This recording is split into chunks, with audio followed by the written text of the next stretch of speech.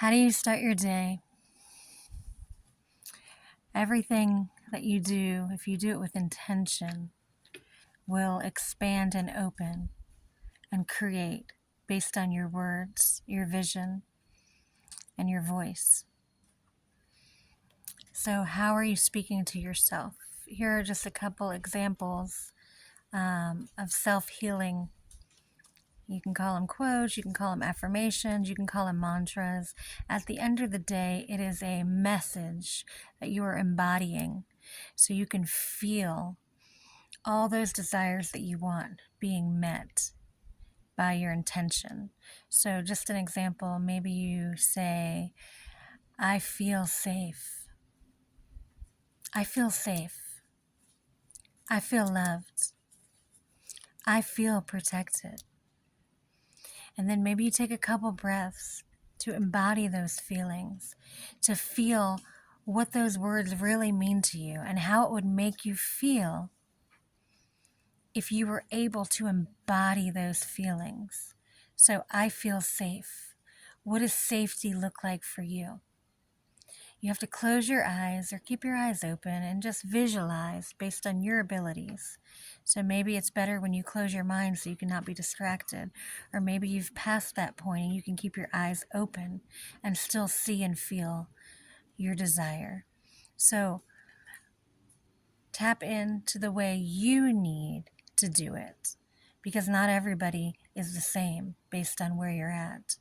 So I feel safe. So if you close your eyes and maybe you just decide what that looks like for you.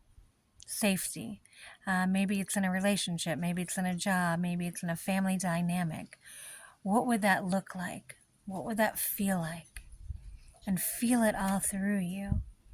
Allow yourself to experience in this moment. Maybe you say, I am loved. And then you visualize what that feels like to be loved. You see it in your mind. And that's how you embody it. That's how you can experience it right now. Everything you need can happen right now because everything is inside you. It's not an outside source that you're trying to pull from. That's where the differentiate is. We're always trying to look outside of ourselves for our needs when they're all right here inside us, waiting for us to tap in. And I have a beautiful bee that just landed on me. And bees are a sign of royalty. So there is symbolic nature all around us, always speaking to us. If we would be aware and mindful and live with intention, then all those insights, all those messages would come into play because you're now open to it. If you're just existing every day and you're distracted by so many things that are happening, it's understandable. But the way to get present within yourself and tap in is also the doorway to open all those channels to come to you and to have no blockages, depending on where you're at. But it is a practice, so it doesn't happen overnight. So if you do some practices and they're just not working because your mind's so noisy and you haven't practiced enough, give yourself grace. Start from where you're at, not from where other people are. Maybe you start with a 5-minute morning affirmation where you speak words to yourself. Maybe you speak those words out of your desires. Maybe you then will start to feel them in your body because you're tapping into your essence. You're tapping into your purity. You're not tapping into anybody else's. You're not needing anything from the outside world to feel safe, to feel loved, to feel protected. You're feeling it within yourself. That's how you create that ebb and flow. It's a giving and receiving. It's loving yourself so you can love others. So it starts with loving yourself. So again, I am safe. I am healing. I am protected. I am loved. I am cherished. I am whatever that is for you. What do you think you are? There's a question. And what do you want to feel, and how do you change that dial from being distorted to clear. You are the only one that can do it. I consider myself a healer, right? And so what does that actually mean? That actually means that I have the ability to feel other people in their purest form. And when I look at them, I see their soul. That's how I'm able to assist with helping them dig those layers.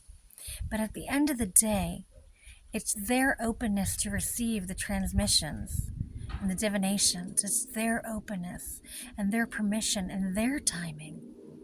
It's not based on your timing. So give grace to yourself and give grace to others. And remember that you are the way. Because when you tap into who you are at the core of your desires, the core of your beliefs, and maybe that's where you need to look into your beliefs and the way you feel and why you feel that way in order to move through those old ways into a new way of being, becoming, and existing. I do personal sessions, customized based on what you're navigating. And so if you need help starting these practices, you can definitely reach out. Just start your morning with intention. When you wake up and the first thing you do matters, you're creating from your first breath, from your first sound, you're creating. So if you don't like what's currently happening in your existence, then you need to go back to basics. You need to find tools and practices to assist you to create differently. That doesn't mean that when you learn these practices that things aren't going to still show up. That's what the human experience is. It's forever evolving. So every time you get one piece of the puzzle, more things happen to challenge you, to test you, to see if where you are really at, meaning to see if all these things you're practicing and learning are actually who you are. And it returns you to your purest form if you continue to pass these tests. But if you don't, you keep repeating them. So it's by your will and your might, nobody else's, just you. So believe in yourself.